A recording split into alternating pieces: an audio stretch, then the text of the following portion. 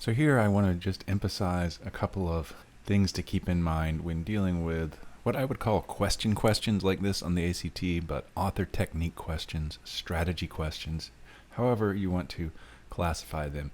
Basically, questions where they give you very specific instructions on something that you need to do.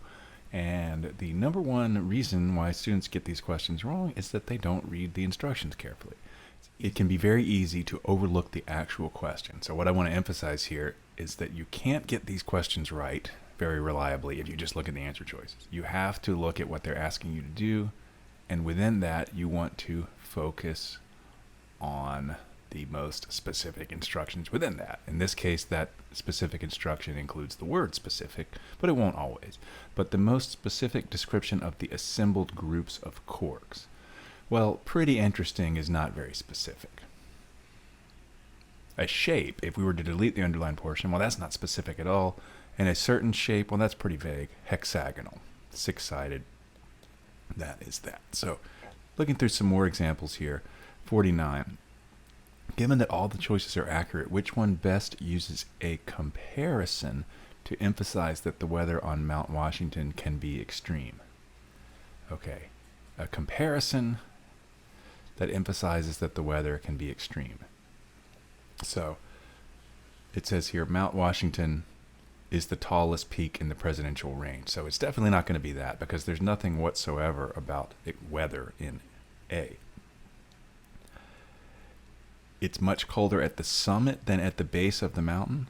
Well, that does use a comparison, but that doesn't necessarily tell us anything about extremity, because it could be cold at the summit, not so cold at the base, but doesn't necessarily mean it's extreme. C, on the other hand, is kind of the flip side of that. It does indicate that it is pretty extreme in terms of, being pretty cold. I mean, 5 degrees Fahrenheit is pretty cold, but we don't have a comparison there. Whereas D, it has weather that rivals that of Antarctica. It has weather that rivals the weather of Antarctica. Well, that gives us extreme, and it gives us the comparison, and so that's going to be our right answer here. But you'll notice that there's nothing in the sound of the answer choice, like, oh, that sounds good, or that doesn't sound good. That's not going to help you get the right answer on these questions. So, looking at a few more examples, most effectively illustrates that the drive up the volcano was unsettling for the narrator. Okay, so we're looking at number 50 here. I, on the other hand, clutched my coffee and tried not to focus on the well-traveled road before us. Well, there's nothing there about an unsettling drive. A winding road, well, a winding road might make you car sick or queasy, but that's not particularly unsettling if it's just winding. A road that unfolded, again, nothing unsettling about that, but a steep tangle of a road looming. Looming, that suggests something dangerous, like a storm, steep tangle, and so that is going to be our answer there. But it's not that we're picking the longest answer. That has nothing to do with it. It's just coincidental that that is the longest one. And then one more here. So it asks for a choice that best conveys the horse's movement, the movement of the horses, in a way that adds a sensory detail to the description. So the 5 senses, one of the 5 senses. So the horses carrying knights to a jousting match, horses blank along the streets.